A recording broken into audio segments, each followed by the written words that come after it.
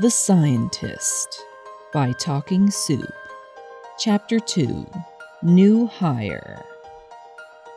The sticking point, the thing that had never made sense to Gaster, was how unbelievably powerful humans were.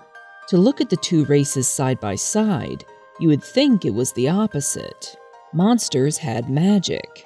They could summon fire or move things without touching them, or turn earth into steel and bend it to their will, quite literally. Even the youngest monster could summon a unique bullet pattern. Very powerful monsters could even use their magic to affect the souls of others. And yet, despite all of that, every monster in existence could never hope to match even a single human. Just as humans couldn't understand magic, humans had powers no monster could understand. Determination, save, and most interestingly, reset. He watched out one of his laboratory windows as monster teams shaped the skeleton of the core. Monsters transformed rocks into steel. Others welded things together with their fire magic. Gaster frowned. All this power, he thought, and none of it mattered next to the power of reset. If even a single monster could save and reset, they could go back and stop all of this from ever happening. Monsters would never have been trapped underground in the first place.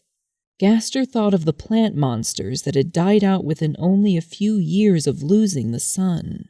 He thought about children who grew up without ever knowing what the sky looked like, who made wishes on glittering stones in the cavern roof above waterfall. He thought of the construction worker who had fallen into the magma while working on the core only yesterday, and of the letter that Gaster still needed to write to the monster's family. He thought of his own family. Gaster was very good at keeping his emotions in check, but sometimes it felt like there was nothing but rage inside him. He turned away from the window and leaned on his desk, not looking at the half-written letter. The rest of his desk was strewn with notes, blueprints, and books. He had been losing all sense of organization of late. He took a breath and sat down, idly drawing a heart shape in the corner of one of the blueprints. He couldn't artificially reproduce a soul. He had tried again and again and again over the years. If he was ever going to truly understand the powers of the human soul, he was going to need the real thing. But it could be thousands of years before a monster ever saw a human again, or maybe never. His gaze fell on the letter again. He let his head drop onto the desk. He could just quit, turn all his attention on the core. Gaster had never been good at quitting. One day, a human fell into the underground. Gaster didn't even have time to be excited before the king and queen announced that they would be adopting the child and raising them as their own. Gaster would never say as much to Asgore or Toriel, but he just couldn't understand it. He couldn't. A human soul right there for the taking, and yet they were just letting the little creature live with them. A human, whose ancestors were the ones who had driven the monsters underground in the first place. Asgore in particular had always been soft, and Toriel loved children. The rest of the underground was practically rejoicing. The war had been over ages ago, the core had long been up and running, and monsters were, quite frankly, resigning themselves to the rest of eternity underground. Those who had been alive during the war were beginning to die out. A human coming to live with the king and queen seemed like the first real sign of peace. It was maddening, having a human soul be so close and yet so far away. Gaster even met the child once, a charming, mischievous little thing, but when Gaster looked at them, he saw the faces of those human wizards who had created the barrier in the first place. Still, it was nice to see other monsters with hope for once. And more important than that, it proved a theory that Gaster had been trying to prove for years, that there was an opening into the underground. If the human child had fallen down, it was only a matter of time before another human followed. Gaster would just have to wait. He was a patient monster, but time, ironically enough, was starting to run out. He was getting old. Seeing a human again after all this time gave Gaster some ideas. Humans were so good at surviving due to a substance they produced called determination. Artificially creating a soul had proved impossible, but he had had some success with distilling determination in the past. Perhaps it was time to revisit some of those experiments and theories. He began drawing up blueprints in secret. It was amazing how so much could change in a single day. The human had died. The prince, Azrael, had absorbed their soul and crossed the barrier, only to return and die mere hours later. The king and queen had lost both their children in one stroke. Toriel had vanished. The hopes and dreams of the entire monster race had turned to dust. Gaster mourned with the rest of them. Only one good thing came of the tragedy. Asgore had finally hardened his heart. He had all but declared war. Any human who fell into the underground was to be captured and killed, their soul collected. They would need 7 to break the barrier, and after that...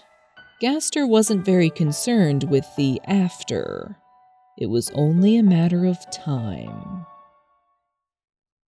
So few monsters pursued the sciences these days.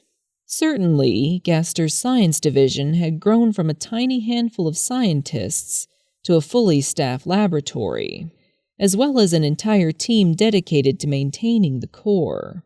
But keeping the numbers up was always a challenge. Every year, the number of applicants wanting to work for the famous W.D. Gaster shrank a little. This year, there were only 12, and only 5 of those were even worth considering. The ones that got this far got a direct interview with Gaster himself. This was when Gaster always let his natural intimidating qualities shine. If a potential hire couldn't handle Gaster, then they had no place on his team. The first 2 were decent enough, a flustered fire monster with a chemistry background, a young, eager ape monster fresh off his biology PhD. Both held up under scrutiny. The third was a slime monster who trembled in a rather unsettling way the entire time, and said maybe a total of 20 words. The fourth was just a Temmie who had gotten past security. The fifth had Gaster groaning internally as soon as he walked in. He was a skeleton and oddly short, wearing a rather cheeky grin and a rumpled coat. Nothing irritated Gaster quite like slovenliness, and the skeleton had the air of someone who slept 20 hours a day and regularly forgot his lab notes. Still, Gaster stood up from his desk to shake the skeleton's hand. He glanced down at the kid's file. You must be Sans. The skeleton grinned up at him. That's me. It's an honor to meet you, sir. Let me guess, I'm shorter than you thought I would be. Gaster raised an eyebrow. No one ever really tried to joke with him. Most monsters thought he had no sense of humor at all. Sans' voice was a bit odd as well, not entirely unlike Gaster's own. Perhaps a little, Gaster said after a moment. Of course, I mean no offense. Sans waved a hand. Nah, don't worry about it. I get it all the time. You should see me next to my brother. He's so tall people can't even believe we're related. Gaster didn't think he'd met a monster this casual since Asgore, and in a job interview of all things. It was almost like Sans didn't care whether he got the job or not. Please, take a seat. They sat. Sans managed not to slouch. Why don't we start by you telling me why you want to join the science division? Gaster said, flipping his notebook to a fresh page. And please, let me know if I speak too quickly. I am aware that my speech patterns can be difficult to follow. Yeah, I hadn't really noticed. Gaster blinked at him. Sans shrugged. I'm sorta used to people who talk a little differently. He was continuing before Gaster had time to be surprised. As for why I want to join, well, I love science. I love being able to find questions and answer them. But that's kind of a cliched, dishonest answer, isn't it? If I'm being honest, there's two big reasons. The first is that I want to be able to work with you. I'm sure you get this a lot, but I'm a huge fan of your work. Gaster had to physically stop himself from rubbing his forehead. This old song and dance. I do get that a lot. I wrote my thesis on the core, and I've read all your books, though Flattery won't get you anywhere with me, Sans. Gaster interrupted. Everyone who comes through these doors has read my books. What exactly sets you apart from any of them? I need dedicated scientists on my team, not brown noses. Sans paused and scratched the side of his skull. Finally, it seemed the cocky kid had been thrown off. Well, I guess it's a good thing I don't have a nose then, huh? Sans flinched just slightly when Gaster narrowed his eyes. Sorry, sir, that was a bad joke. I don't mean to sound disrespectful. I have read all your books, sir, but I've always been more interested in your earlier work. You wrote a very thought-provoking series of papers on human souls some time ago. Your theories on the ability of save and reset in particular were fascinating. Gaster went still, watching Sans narrowly. I wasn't aware they were still teaching those papers at the university. Oh, they're not. They teach from your books, mostly. Sans hesitated again, lacing his finger bones together on his lap. For once, he looked thoughtful, almost serious. That's the second reason I want to work for you. Humans and their abilities have always fascinated me. Everyone in the underground thinks that we'll need 7 human souls to break the barrier. But with a power like reset, it's essentially time travel. With a power like that, we could fix everything before it went wrong. We wouldn't have to wait for 7 humans to randomly fall down here, and those 7 random humans wouldn't have to die. Sans chuckled a little. Obviously, that's a little far-fetched. But the more immediate uses for powers like save and reset are almost infinite. It could change everything for us. I don't know if you're still researching things like that. I know those papers are from years ago and you've likely moved on. But I've developed some theories, even some experiments. If I could work for you, Dr. Gaster, it would be nice to be able to change things for the better down here, or at least to try. Gaster folded his hands and propped his chin on them, peering at Sans with his most neutral of expressions, searching for some indication of dishonesty. Gaster's papers on save and reset were years old, and hadn't been well read even at the time. The subject was esoteric, to say the least. These days, people were much more interested in the core, or in Gaster's research into methods for capturing human souls. He had almost completed a containment device for housing souls, so that human souls could be transferred without the risk of a monster absorbing them. Asgore, of course, was very interested. Meeting someone who cared more about Gaster's pet projects than all the rest of it seemed too good to be true. I've been trying to find time to continue my research into save and reset, he said finally, after the silence had stretched on long enough. The subject is rather near and dear to me, but in the last few decades, the core and research into human soul collection has taken priority. Sans looked hopeful for a moment.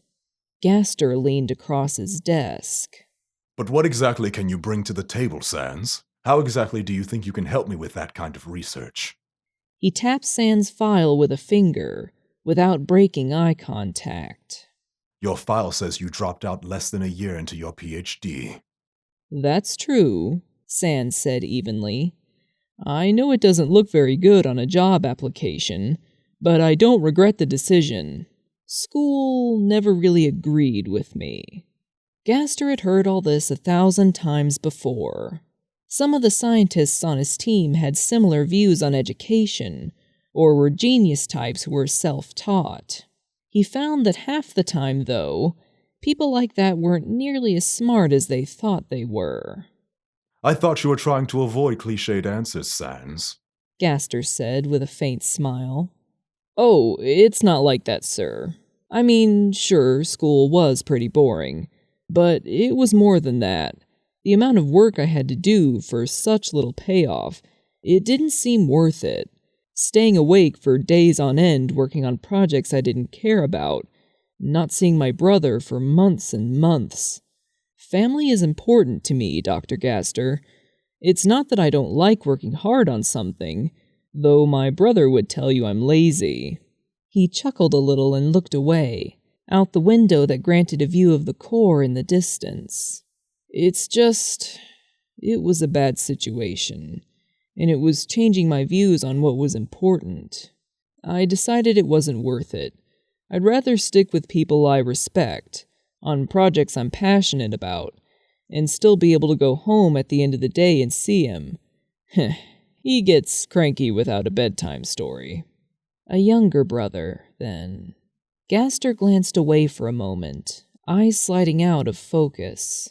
He'd had a younger brother once, a very long time ago. That's not to say that I won't be committed to my work if you did hire me, sir, Sans continued. Like I said, it's not the workload that's the problem. If I worked here, I'd... The cheeky grin was back. Really put my backbone into it. Gaster stifled a snort, but couldn't quite keep a smile from his face. When can you begin?